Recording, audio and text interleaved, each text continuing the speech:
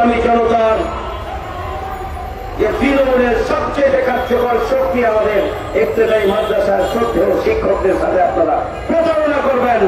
আপনারা বৈষম্যমূলক আচরণ করেছেন এবং আপনারা প্রদর্শন করছেন। আপনাদের প্রতি আমরা দৃষ্টি আকর্ষণ করতে চাই যে বৈষম্য বিরোধী আন্দোলনের মাধ্যমে আপনারা ক্ষমতায় এসেছেন।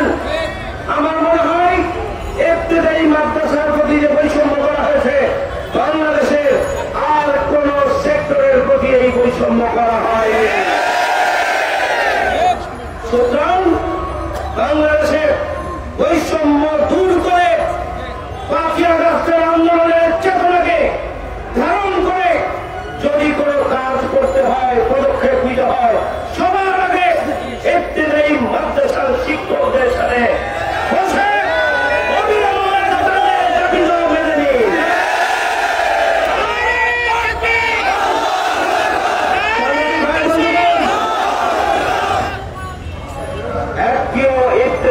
মাদ্রাসা কেন নিবন্ধনভুক্ত নয়? যতগুলো ইবতেদায়ী মাদ্রাসা বোর্ডের অধীনে নিবন্ধিত, সমস্ত ইবতেদায়ী মাদ্রাসাকে অবিলম্বে এই বৈষম্য দূর করে তাদেরকে জাতীয়করণের সব দিক থেকে শর্ত পূরণ করেছেন।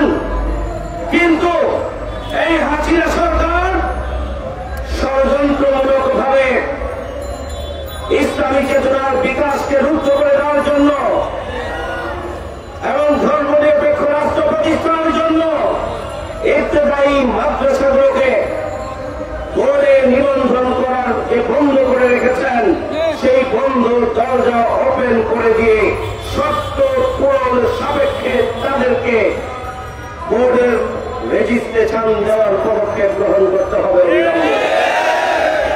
আমরা পরিষ্কার ভাবে বলতে চাই,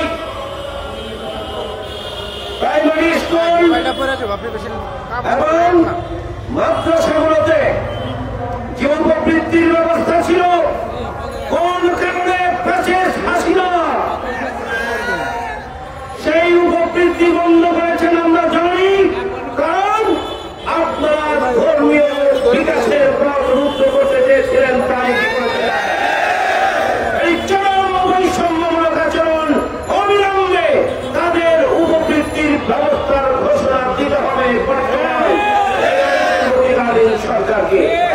আমরা দাবি জানাতে চাই, আমরা আমাদের নির্যাতিত নিপীড়িত জনগোষ্ঠীর সবচেয়ে অবহেলিত আমাদের শ্রদ্ধ ইবতেদায়ী শিক্ষকদের যেভাবে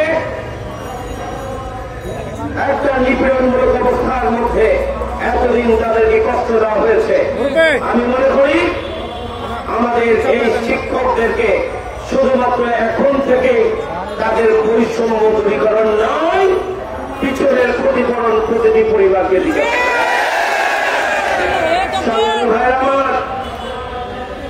ফিরিংয়ের যে ব্যবস্থা প্রাইমারি স্কুলে ছিল, যেটা ইবতেদায়ী মাদ্রাসায় ছিল, সেটি কেন বন্ধ করা হয়েছে? তার জবাব আমরা চাই।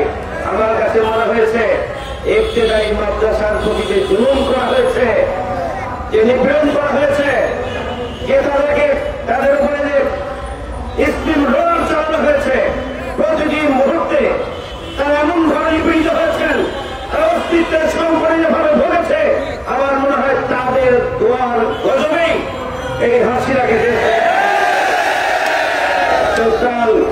অন্তর্বর্তীকালীন সরকারকে আমরা আহ্বান জানাতে চাই, আমরা দাবি জানাতে চাই না।